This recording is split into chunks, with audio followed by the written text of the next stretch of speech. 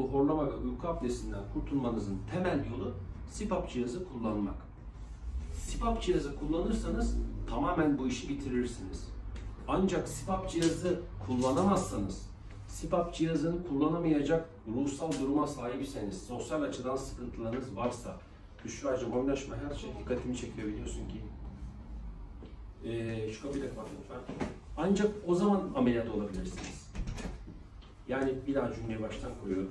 Şu an bu fırgı için anlamadık hiçbirimiz. Baştan söylüyorum. Siz şu an ya CPAP cihazı kullanacaksınız ya CPAP cihazı kullanacaksınız. CPAP cihazını bir ay, birkaç ay, 3 ay, 5 ay deneyeceksiniz.